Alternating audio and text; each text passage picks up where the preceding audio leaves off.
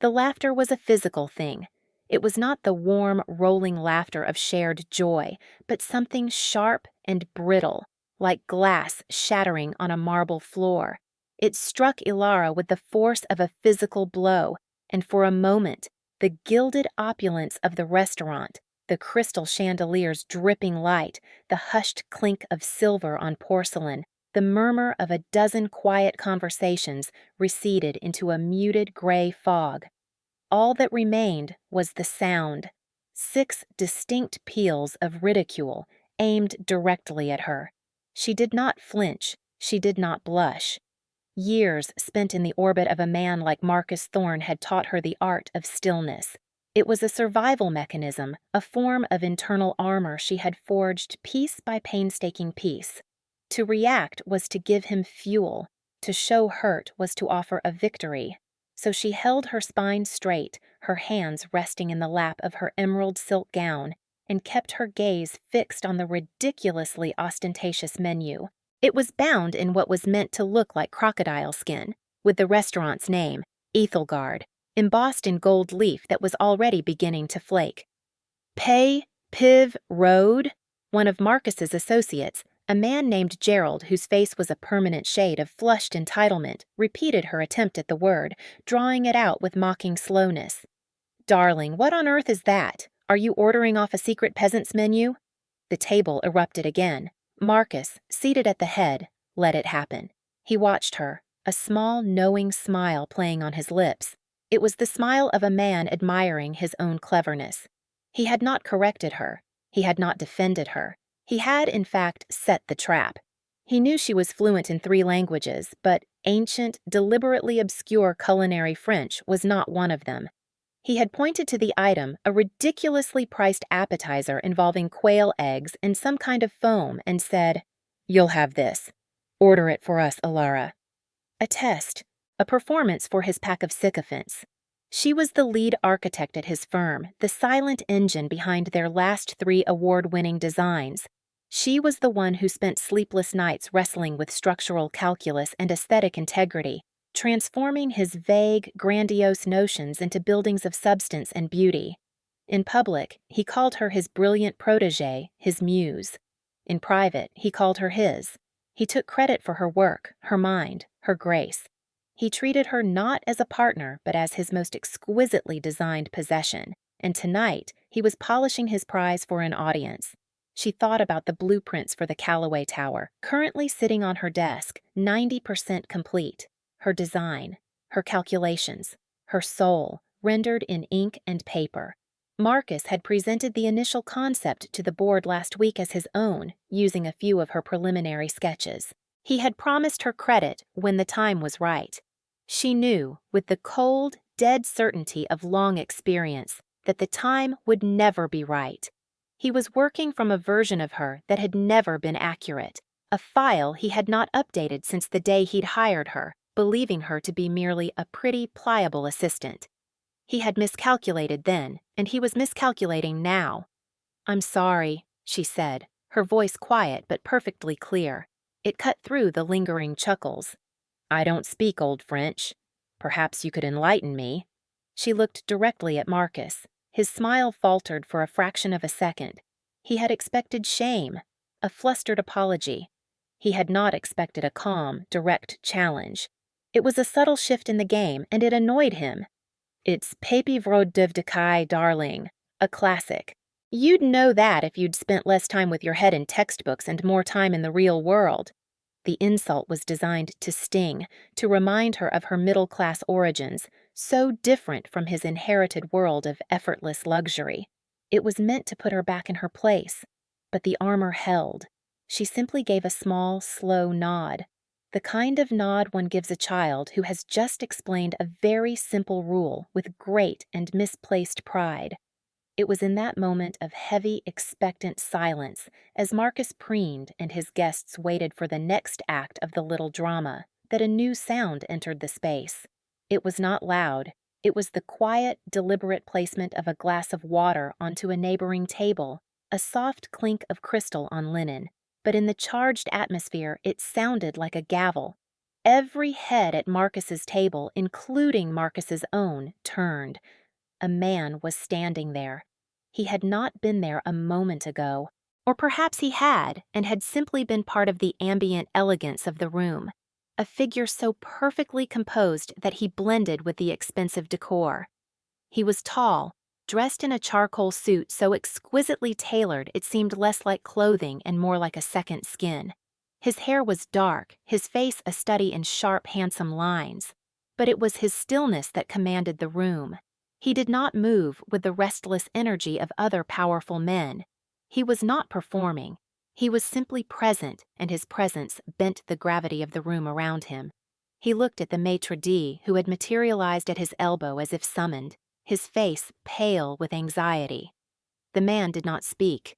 He simply inclined his head, a barely perceptible motion toward the menu in Alara's hands. The maitre d' scurried over. "Madame, my deepest apologies." He took the menu from her with the reverence of a priest handling a holy text. "There has been a printing error." Marcus scoffed, a short, ugly sound. "A printing error? She just can't read it." The man in the charcoal suit finally moved his eyes. They were a cool, clear gray, like a winter sky, and they settled on Marcus. He did not glower. He did not threaten. He simply looked. It was the kind of look that performed a swift and brutal audit of a man's soul and found it wanting. The kind of look that made Marcus's swaggering confidence suddenly seem cheap and theatrical. "The item," the man said, and his voice was low, steady as iron wrapped in silk, "is misspelled. The accent is incorrect, and it is a regional dialectal term, not classical French. It has not been in common culinary use since the late 19th century. It is a pretentious and deliberate affectation designed to confuse, not to delight." He paused, his gaze unwavering. "The chef who approved this menu is an idiot. The owner who allows such a thing is a fool." A new kind of silence descended, not the expectant silence from before, but the kind of silence that doesn't echo, the kind that settles. A heavy, airless quiet that absorbs all other sound. Marcus's face, which had been flushed with arrogant pleasure, was rapidly paling to a mottled, unhealthy white. The laughter had vanished from the faces of his guests, replaced by wide-eyed apprehension. They might not have known who this man was, but they understood power when they saw it. This was not the loud, performed power of Marcus Thorne. This was deep, quiet, structural power. The kind that owned the building, not just the table. "I am Julian Thorne," the man said, his voice dropping even lower, yet it seemed to fill the entire restaurant. It was a name that carried its own weight, a name synonymous with global logistics, finance, and development. A name that, Alara knew with a jolt of shock, was the silent majority shareholder in the firm where she and Marcus worked. This was Marcus's boss's boss's boss. A man so far above him he was practically a myth. Julian Thorne's gaze shifted from Marcus, dismissing him as one might dismiss a piece of lint from a sleeve. His eyes met Ilara's. For the first time all night she felt seen. Not appraised, not categorized, not possessed. Just seen. He saw the emerald dress, but he also saw the woman wearing it, the straightness of her spine, the unbroken stillness in her hands. He saw the armor, and he seemed to understand the war she had been fighting to forge it. "My apologies, Miss Vance," he said, his voice softening almost imperceptibly. "No one in my establishment should ever be made to feel uncomfortable." He looked back at the trembling maitre d'. "The chef and his manager. Have them cleared out by the time I have finished my coffee. Find a new one. A better one." It was not a request. It was a statement of fact, an event that had already occurred in his mind and was now simply catching up to reality. He gave a small, formal nod to Alara, a gesture of respect that was so alien in her current world that it felt like a dream. Then, without another glance at the frozen tableau of Marcus's table, he turned and walked back to his own, where a woman with silver hair and an amused expression watched him. He sat, picked up his coffee cup, and the world, which had stopped on its axis, slowly began to turn again. the spell was broken. But the scene was ruined. The celebratory mood at Marcus's table had curdled into a thick sludge of fear and embarrassment. Gerald was staring intently at his water glass.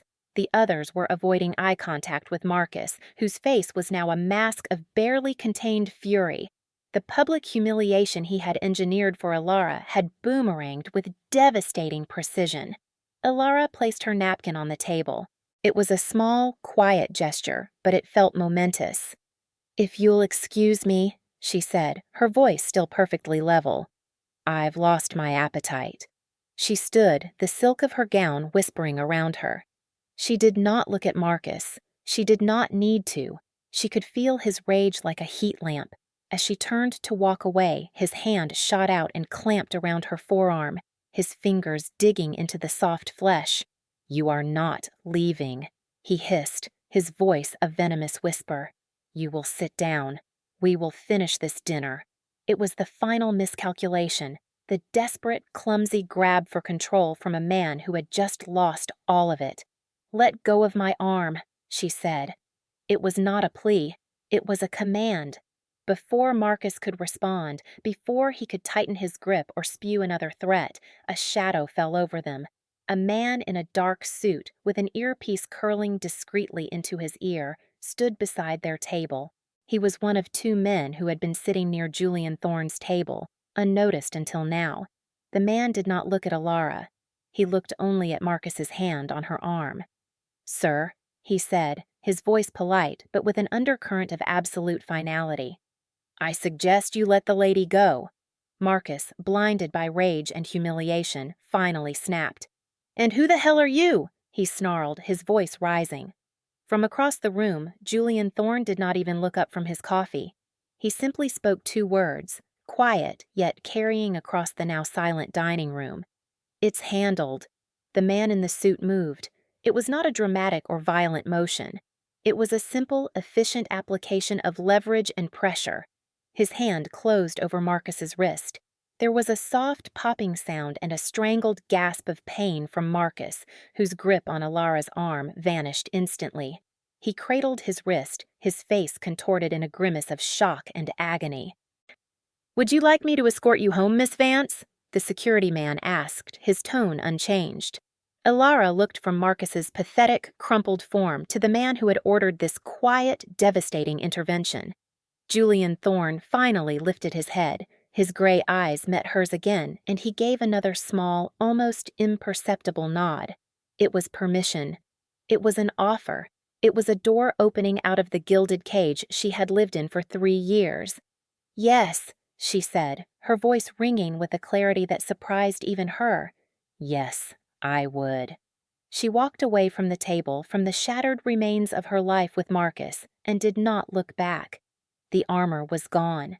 She no longer needed it. The back of the Rolls-Royce was less a car interior and more a private chamber of profound silence. The city lights of downtown slid past the tinted windows, a silent, glittering river of fractured color. The noise of the street, the chaos of the restaurant, all of it was sealed away. The silence was thick, woven from black leather, polished burr walnut, and the faint, clean scent of expensive wool. It was the kind of silence that cost a great deal of money to create. Alara sat on one side, her hands folded in her lap. Julian Thorne sat opposite her, not beside her, a gesture of respect for her space that was not lost on her. He was not looking at her.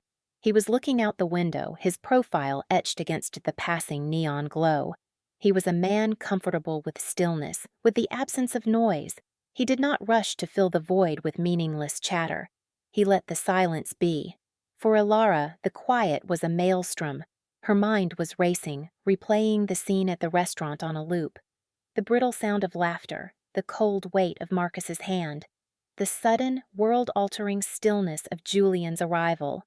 She felt a tremor run through her, a delayed reaction of shock and adrenaline. For 3 years, she had navigated Marcus's moods, his ego, his casual cruelties with the careful precision of a bomb disposal expert. She had endured.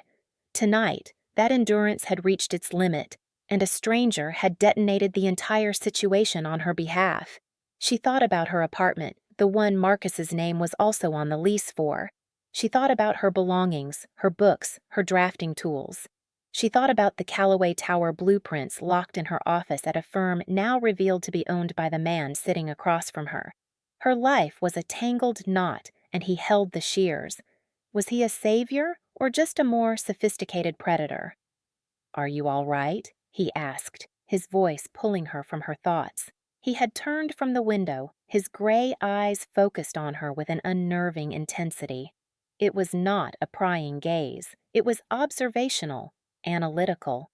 "I'm not sure what I am," she answered honestly. The confession surprised her. She was used to projecting an aura of unshakable competence. He gave a small nod, accepting her answer without judgment. "My name is Julian Thorne." "I know," she said. "Your name is on the letterhead of my paycheck, or rather, the name of a holding company that you own." She had done her research, of course. She was nothing if not thorough. She knew Thorne Global was the parent company of Sterling Cross Architects, but she had assumed the connection was just a line item on a vast portfolio, that the man himself was a distant, abstract entity. A flicker of something, surprise, perhaps respect, showed in his eyes. "You are Ilara Vance. You graduated top of your class from the School of Architecture at Columbia. Your thesis on neo-brutalist modular housing won the Student Pritzker Prize. You were recruited by 3 major firms but chose Sterling Cross because Marcus Thorne promised you creative lead on the Helios project." Ilara stared at him. He had not just read a file. He had recited her history, her ambitions, her initial hopes. It was a level of detail that was both flattering and deeply unsettling. "You've been watching me," she stated. It was not an accusation. It was a realization. "I watch all my significant assets," he replied, his tone perfectly level. "The Callaway Tower is a $900 million project. The architect responsible for its design is a very significant asset." He paused. "You are the architect responsible." There it was, the acknowledgement she had craved for years, spoken so plainly, so matter-of-factly in the quiet of this car. It wasn't praise. It was a statement of fact, and it was more powerful than any compliment. A knot of tension she hadn't even realized she was carrying in her chest began to loosen. "Marcus presents the work," she said, her voice tight. "Marcus is a salesman," Julian countered without heat. "A talented one, I'll grant him that. He can sell a vision, but he cannot create one. His last original design was the lobby renovation for a mid-tier hotel in 2018. It was competent, but uninspired. Everything Sterling Cross has produced since you arrived has your signature on it.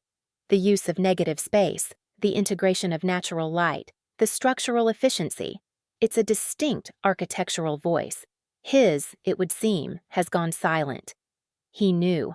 He had known all along. He had been watching Marcus take credit for her genius, and he had let it happen. A flicker of anger, sharp and hot, cut through her shock. "Why?" she asked. "Why let him?" "Because a problem must be allowed to fully manifest before it can be solved permanently," he said, his voice as calm as a frozen lake. Marcus Thorne was a symptom of a larger issue within the firm, a culture of rewarding presentation over substance. I was in the process of gathering the necessary data to perform a complete restructuring. His behavior tonight was merely the final data point I required. Corporate metaphors for a shattered life. She should have been offended, but the cold logic of it was strangely comforting. He was not emotional. He was not acting on a whim. This was a calculated, strategic move. She had not been rescued by a knight in shining armor, but by a CEO executing a hostile takeover of her personal and professional life. The thought was chilling, yet also, in a strange way, reassuring. It was a language she understood. Structure. Systems. The elegant solution to a complex problem. The car slowed, turning smoothly into a private gated driveway. A high stone wall, covered in ancient ivy that glistened in the rain that had begun to fall, blocked the view of the house. An old-fashioned iron gate swung open silently to admit them. "Where are we?" she asked, her voice a near whisper. "My home," he said simply. As they pulled to a stop under a covered portico, the front door opened. The woman with the silver hair from the restaurant stood there, silhouetted against the warm light from within.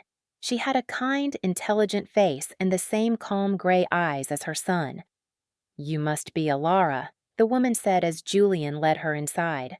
Her voice was warm, a stark contrast to her son's cool reserve. "I am Eleanor Thorne. I've heard a great deal about you. Julian has been showing me your designs for months. They are extraordinary." Alara felt a wave of dizziness. Julian Thorne, the titan of industry, had been showing her blueprints to his mother? The idea was so domestic, so profoundly normal, that it felt surreal. "Come, you're soaked," Eleanor said, her eyes taking in Alara's trembling frame. She gently took Alara's arm, her touch warm and firm. "We have a room ready for you. We'll get you some dry clothes and some tea. There is nothing that cannot be faced after a good cup of tea." Julian had stepped back, allowing his mother to take over. He watched them, his expression unreadable. "A representative of my legal team will contact Marcus Thorne in the morning," he said to Alara. "He will be instructed to vacate the apartment. Your belongings will be collected and brought here, or wherever else you choose. You will not have to see him again." It was another statement of fact, an entire section of her life cordoned off and disposed of with ruthless efficiency. Alara started, but the words wouldn't come. What could she say? Thank you? How could she thank a man for returning a life to her that she should have never lost in the first place? How could she articulate the terrifying, disorienting relief of it all? Eleanor seemed to understand. She gave Alara's arm a gentle squeeze. "There's nothing you need to say tonight, dear. Just breathe." Julian then spoke to one of his staff, a man in a simple dark uniform who had appeared as silently as all the others. "Have a team at Miss Vance's office first thing. Secure all of her files, digital and physical, under my personal authority. The Callaway project is now under the direct purview of Thorne Global. Inform the board.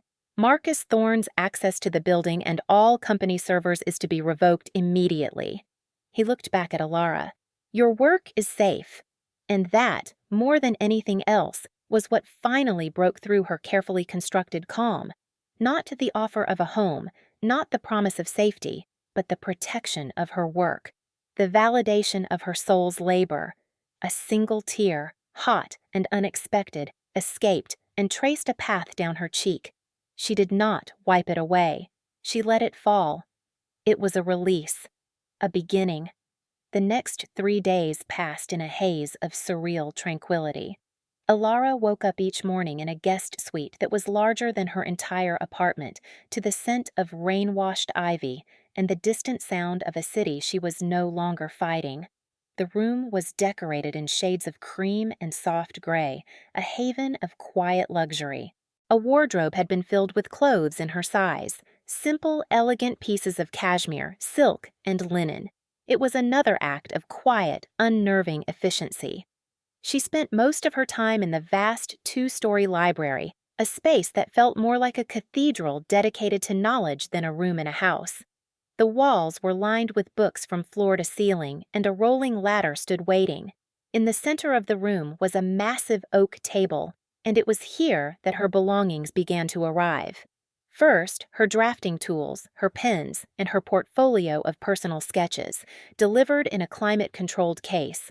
Then, boxes of her books, her clothes, her few personal effects. Everything was handled by silent, professional staff who moved with unnerving quiet. It was like watching her old life being carefully archived and put away. She did not see Julian for 2 of those days. He was a ghost in his own home. A presence felt but not seen. She knew he was there from the low murmur of conversation from his office down the hall, or the sound of a car departing before dawn. He was dismantling her problem, piece by piece, from a distance. She was being protected, but she was also being handled. The thought was a small, cold stone in the pit of her stomach. She was grateful, deeply so. But she was also a woman who had just escaped one form of control. She was terrified of falling into another, no matter how benevolent it seemed. Her conversations were with Eleanor. Julian's mother was her anchor in this strange new world. They would have tea in the afternoon, sitting in a glass-walled solarium that overlooked a sprawling, meticulous garden. Eleanor did not press. She did not ask about Marcus, or the humiliation, or the pain. Instead, she asked about Ilara's work. "This one," Eleanor said on the second afternoon, pointing to a sketch in Ilara's portfolio. It was a concept for a small public library designed to look like a stack of offset books. The way the light would fall through those high windows in the late afternoon. It's not just a building, is it? It's a feeling. That was the idea, Ilara said, a real smile touching her lips for the first time in what felt like an eternity. I wanted it to feel like stepping inside a story. You succeeded, Eleanor said simply. She looked at Ilara over the rim of her teacup, her gray eyes full of a shrewd, knowing warmth. My son is a builder of empires. He understands foundations, stress points, and the acquisition of assets. But you are an architect. You understand homes. You understand light. He has not had enough of that in his life. It was a simple statement, but it held the weight of a maternal plea. She was not just offering Ilara sanctuary. She was seeing her as a necessary component in her son's sterile world, a missing piece. On the third evening, as Ilara was unrolling the original blueprints for the Callaway Tower across the library table, Julian appeared in the doorway. He was in his shirt sleeves, his tie loosened, a sign of fatigue that was somehow more humanizing than his usual immaculate armor. I apologize for my absence, he said. It was a busy few days. I imagine liquidating a man's entire professional life takes time, Ilara replied, her voice dry. She kept her eyes on the blueprints, running a hand over the crisp paper. A ghost of a smile touched his lips. It requires a certain amount of administrative diligence, yes. He walked into the room, his footsteps silent on the thick Persian rug. He stopped on the other side of the table, his gaze falling to the complex web of lines and numbers she had created. The board was resistant at first. They liked Marcus. He made them feel confident. He's a good salesman, Ilara murmured, repeating his own words back to him. He was, Julian corrected gently. Past tense. Yesterday, I finalized the acquisition of the final 10% of Sterling Cross from our partners in Singapore. As of this morning, I am the sole owner. I also acquired the small investment bank that held his personal and commercial credit lines. The board is no longer resistant. They are, in fact, entirely aligned with my new vision for the company. Ilara finally looked up at him. The sheer, ruthless totality of his actions was breathtaking. He had not just fired Marcus, he had erased him. He had salted the earth where his career once stood. It was terrifying, and, to a part of her, she was ashamed to admit, deeply, cathartically satisfying. "And what is your new vision?" she asked, her voice quiet. "Sterling Cross is being dissolved," he said. "Its viable assets and contracts, including the Callaway project, are being absorbed into a new subsidiary of Thorn Global, a design and architecture firm that will be built on a foundation of substance, not salesmanship." He paused, his gray eyes holding hers. "It will need a president, a lead architect." The offer hung in the air between them, heavy and shimmering with possibility. It was everything she had ever wanted. Her own firm. Her own name. Complete creative control, but it was being given to her. A gift from the man who now controlled every aspect of her professional life. The cold stone in her stomach twisted. "I don't want to be given a company, Mr. Thorne," she said, her voice shaking slightly but firm.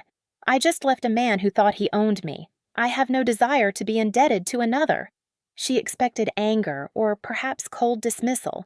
She had just refused an incredible opportunity. Instead, Julian's expression softened. The ghost of a smile returned, this time reaching his eyes. It transformed his severe face, making him look younger, less formidable. "That," he said, his voice low and laced with an unfamiliar warmth, "is precisely why you are the only person for the job." He leaned forward, placing his hands flat on the table, mirroring her own posture over the blueprints. "This is not a gift, Miss Vance. It is a recruitment offer. I am not giving you a company. I am hiring you to build one. You will have a contract, a salary, and an equity stake that you will earn. You will answer to me as the chairman of the board, but the vision, the work, the name on the door, that will be yours. I am a builder of empires. I need architects. He was recalibrating. He understood her fear, her fierce need for independence. He was not offering a gilded cage. He was offering a foundation and the tools to build her own house. I have one condition, she said, her heart hammering against her ribs. Name it. Call me Alara. His smile widened. Only if you agree to call me Julian. It was a new beginning, a contract, a partnership. That night, she dreamt not of falling or of being trapped, but of open sky and the clean, sharp lines of a skyscraper reaching for the sun. Her skyscraper. The call came a week later. Alara was in what was now her office, a corner suite on the 54th floor of the Thorn Global Tower, with a view that stretched from the Hudson to the East River, when her new assistant, a preternaturally calm woman named Chloe, buzzed her intercom. "Miss Vance," Chloe said, her voice betraying not a flicker of emotion, "you've just been served." Alara's blood ran cold. She walked out to the reception area where a nervous-looking process server was holding a thick manila envelope. She took it, signed the form, and waited until he had left before opening it. It was a lawsuit. Marcus Thorne versus Alara Vance. He was suing her for intellectual property theft, breach of contract, and corporate espionage. He was claiming that she, a junior architect, had stolen his proprietary designs for the Callaway Tower and conspired with Julian Thorne to oust him from his own company. The arrogance of it was so profound, so utterly divorced from reality, that for a moment, Alara could only stare at the pages, a hysterical laugh bubbling in her throat. He had not updated the file. He was still working from a version of her that was powerless, a version of Julian that was merely a distant name on a letterhead. He had no idea what he had just done. She walked into Julian's office without knocking. He was on a conference call, speaking in fluent Japanese to a screen of stern-faced executives. He saw her, saw the envelope in her hand, and held up a single finger. He concluded the call with a few crisp, polite sentences, and the screen went blank. "He's suing me," she said, her voice flat. She slid the documents across the vast expanse of his desk. Julian picked them up.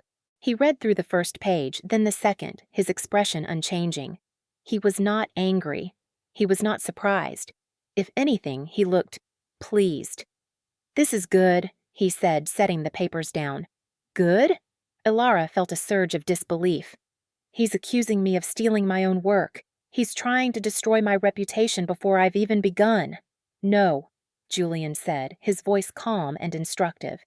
"He is trying to litigate, and in doing so, he has opened himself up to the discovery process. He has, of his own volition, invited the full, legally binding scrutiny of the courts into his business practices. He believes he is firing a cannon at you. In reality, he has just willingly placed his head inside it." He picked up his phone and pressed a button. "Daniel," he said into the speaker, "it's happened. Assemble the team. File our response and a countersuit for fraudulent representation and damages.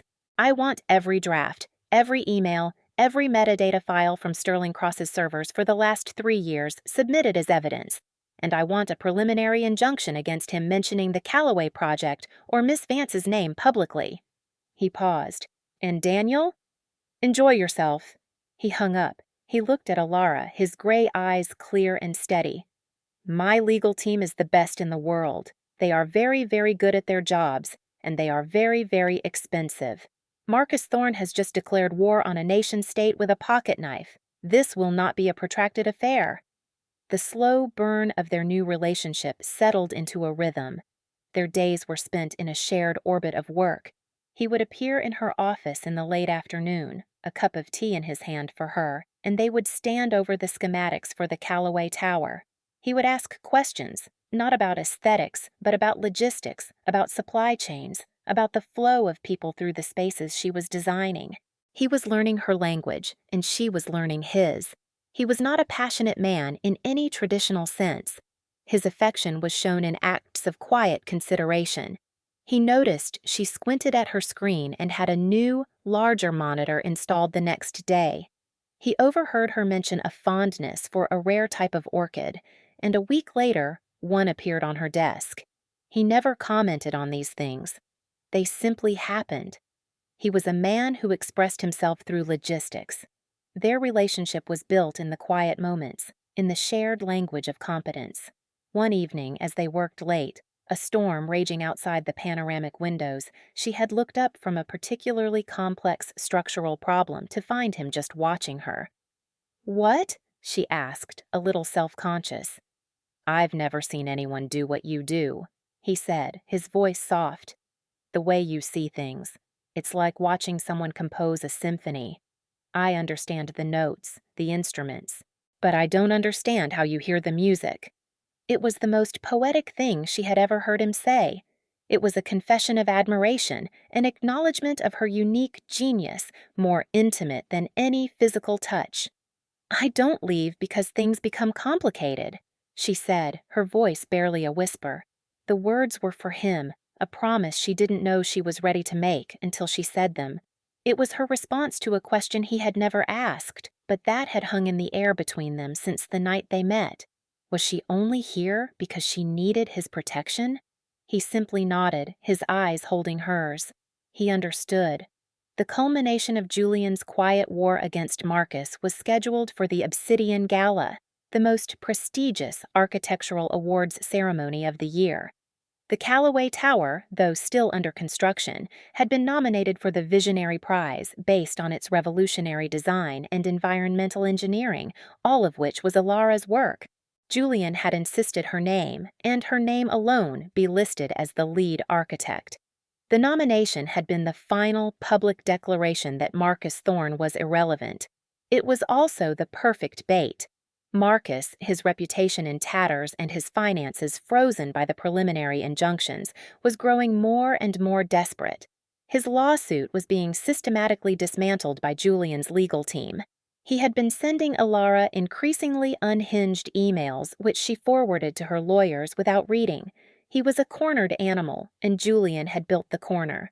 The night of the gala, Alara stood in front of the mirror in her new apartment, a beautiful, light-filled space in a building Julian owned, and felt a tremor of anxiety.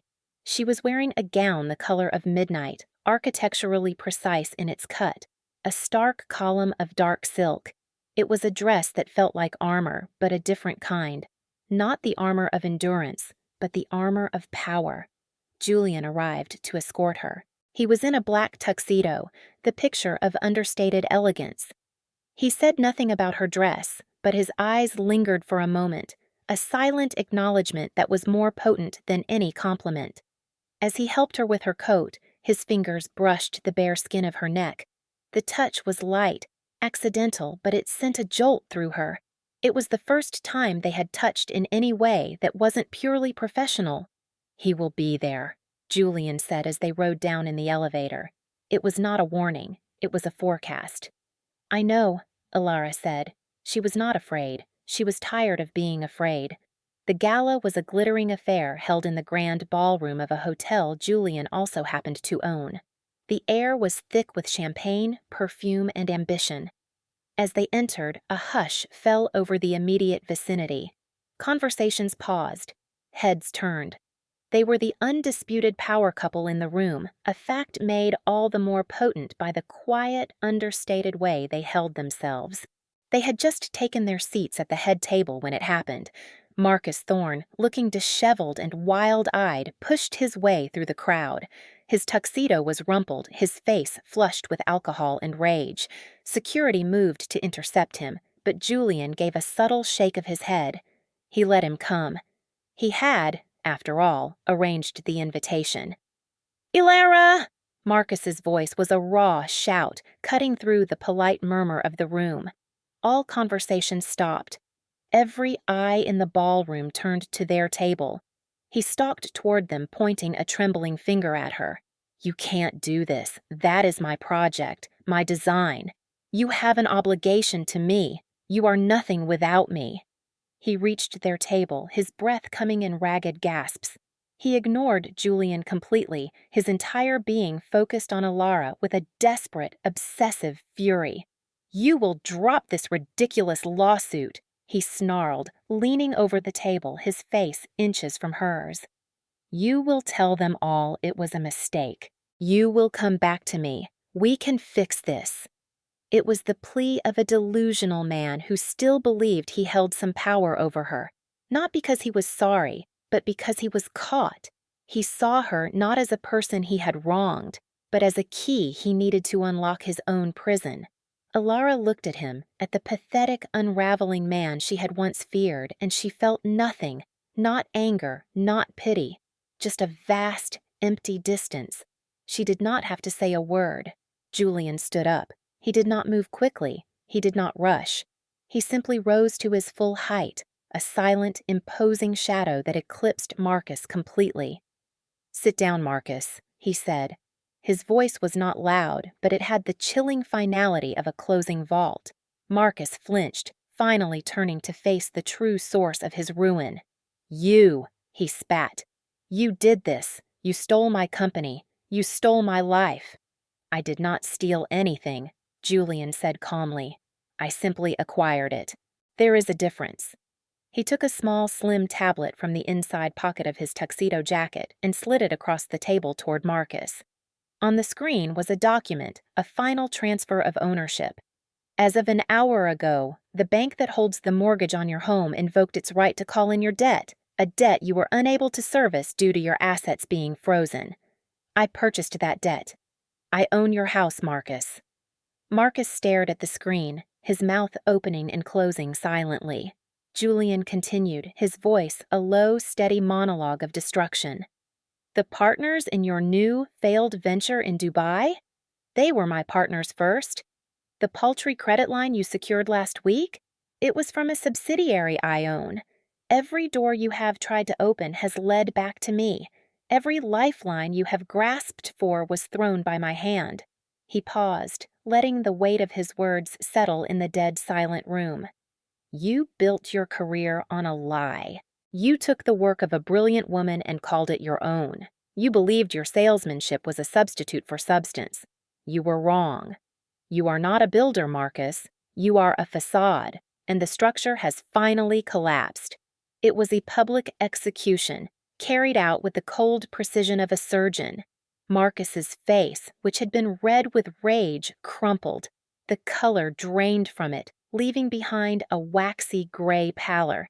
His body seemed to shrink, the arrogant posture dissolving into a pathetic slump.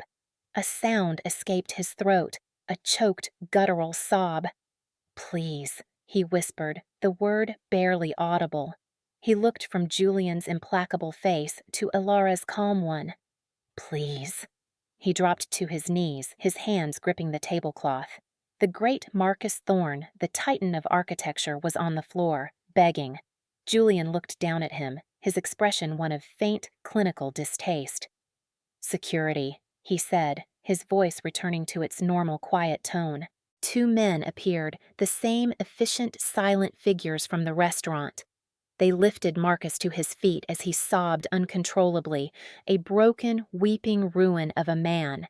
They escorted him from the ballroom, his cries echoing and then fading, leaving behind a profound and shocked silence.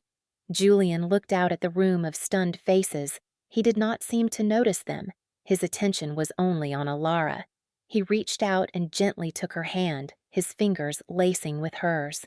His touch was warm, steady, and grounding. A few moments later, the host of the ceremony walked nervously onto the stage. "And, the winner of the Obsidian Visionary Prize," he stammered, "is the Callaway Tower." A smattering of hesitant applause began. All eyes were on Julian, expecting him to rise, to accept the award for his company. Instead, he remained seated. He looked at Alara, his gray eyes full of a quiet, profound pride. "I believe that's you," he said softly. He stood, but only to pull out her chair. He did not lead her to the stage. He did not escort her. He simply watched her go, a silent guardian letting her step into her own light. Ilara walked toward the stage. Each step felt both weightless and immensely heavy.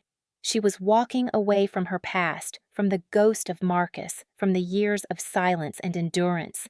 The applause grew stronger, more confident, as the room began to understand what was happening.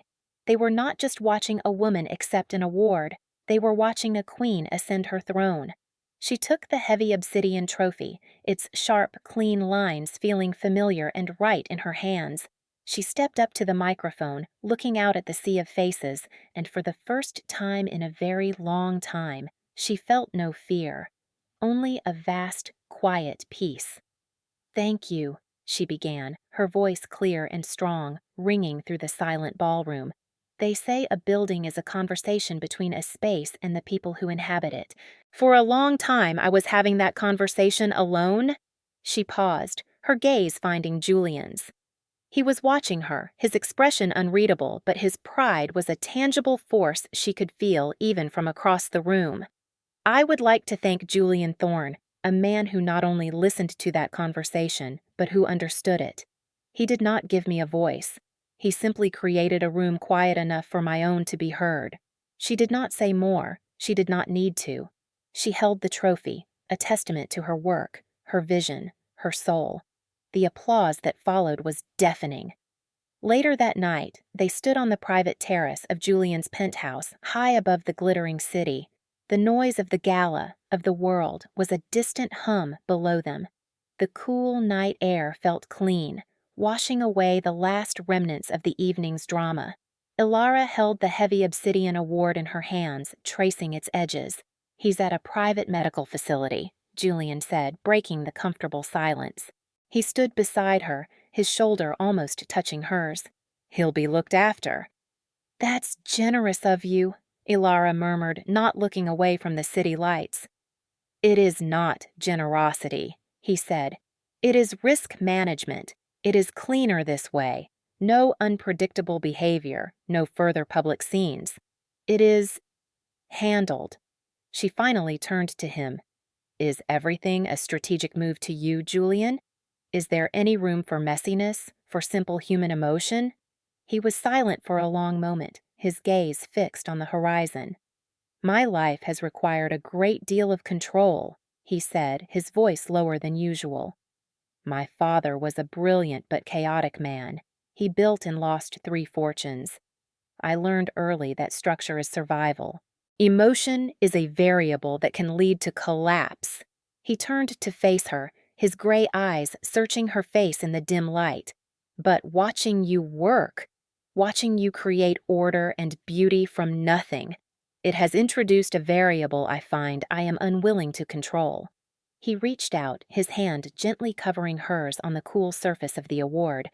"You are the most capable person I have ever known, Ilara. In any room, in any situation."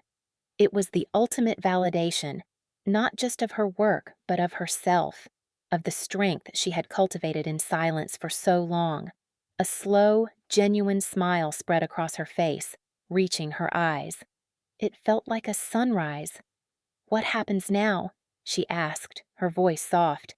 "Now," he said, his thumb gently stroking the back of her hand, "we build." He did not mean the Callaway Tower. He did not mean her new company. He meant them, a partnership, a foundation, a future built not on passion's chaotic whims, but on the bedrock of mutual respect, quiet understanding, and the shared language of competence. He led her back inside, not to the bedroom, but to the library. Spread across the massive oak table were not the plans for the Callaway Tower, but a new set of blueprints. It was the sketch she had shown his mother, the small public library designed to look like a stack of books. He had had it rendered into a full architectural plan. "A side project," he said, a rare, almost shy smile on his face. "A gift. To the city, from both of us."